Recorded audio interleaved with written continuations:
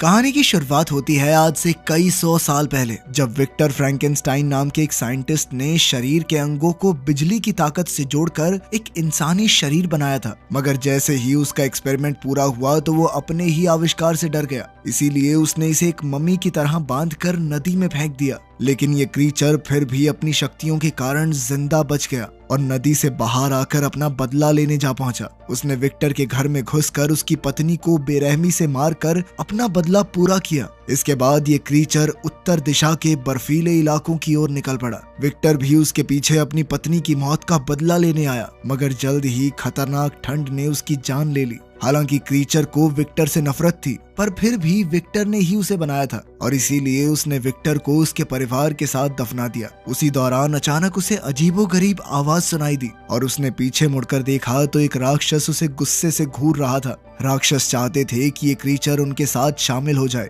मगर क्रीचर ने उनका डटकर मुकाबला किया। थोड़ी हाथापाई के बाद राक्षस ने क्रीचर को उठाकर एक बिल्डिंग पर पटक दिया और फिर उसका गला दबाने लगा। अब अपनी जान बचाने के लिए क्रीचर ने एक रहस्यमयी निशान वाला खंजर उठाया और उस राक्षस के सीने में घोंप दिया, जिससे वो उसी पल आग में जलकर भस्म हो गया। उसी समय वहां मौजूद एक पत्थर की भयानक मूर्ति की आंखें खुल गई, जिससे ये पता चला कि वो जिंदा थी। इन मूर्तियों को गारगोयल्स कहा जाता था। कुछ ही पलों में बाकी गारगोयल्स भी जिंदा होने लगे और इधर क्रीचर अब भी राक्षसों का मुकाबला करने में लगा हुआ था, मगर बदकिस्मती से वो ज्यादा देर तक टिक नहीं पाया और बेहोश होकर गिर गया। तब एक राक्षस गुस्से में उसे पीटने लगा, मगर उसने क्रीचर को जान से नहीं मारा क्योंकि वो उसे नबेरियस नाम के एक आदमी के हवाले करना चाहता था। लेकिन अचानक गारगोयल्स वहां आ पहुंचे और अपने पवित्र हथियारों से राक्षसों को मौत के घाट उतारने लगे। एक एक करके सभी राक्षस आग में जलकर भस्म हो गए। तब ओफिर और केजाया नाम के गारगोयल्स ने अपना इंसानी रूप लेकर क्रीचर को देखा